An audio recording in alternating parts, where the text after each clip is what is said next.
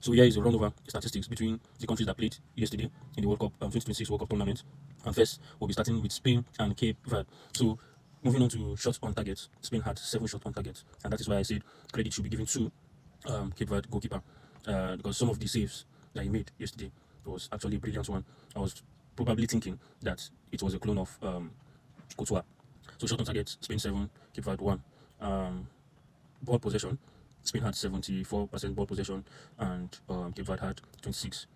Then moving on to goalkeeper save, the goalkeeper made 7 saves. Remember, Spain had 7 shots on target. The goalkeeper made 7 saves. So you can see brilliantly that yes, Cape Verde goalkeeper should be awarded the man of the match for yesterday game between Spain and Cape Verde.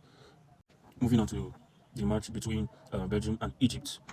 Based on their statistics here, the game ended 1-1, and shots on target. Belgium had 3 shots on target. Egypt also had 3 shots on target. Based on the possession, Belgium had 54% ball possession in the game, and Egypt had 46. Then amount of saves made by the goalkeeper, we have 3 saves made by Egypt goalkeeper, and then we have 2 saves made by Belgium goalkeeper, and that was how the match ended 1-1. I think for a second thought, Belgium actually underrated Egypt.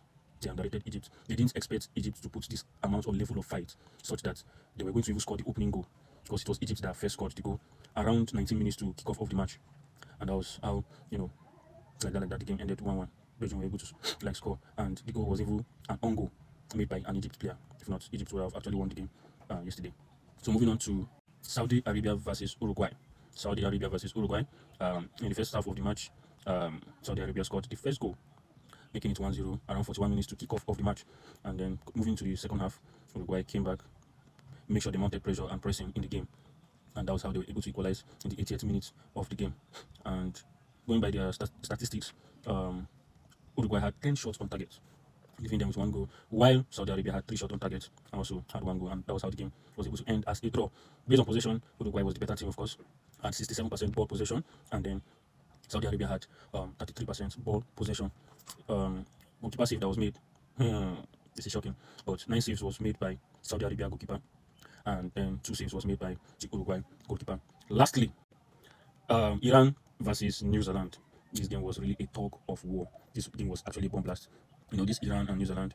Didn't expect this game to be much interesting, but of course, it is what it is. That's why it's called a World Cup tournament. Every country is trying to put in their best, just the best. That's all. So, 7th minute to the start of the game, New Zealand scored their first goal around 32 minutes to the game. Iran equalized, and that's how the first half ended 1-1. Then moving on to the second half, New Zealand also scored another goal, giving them a lead in the game, and that was how it was 2-1 until the 64th minute of the game. That was when Iran equalized, and they were able to hold on to the game for the next 20 minutes, and that was how the game ended.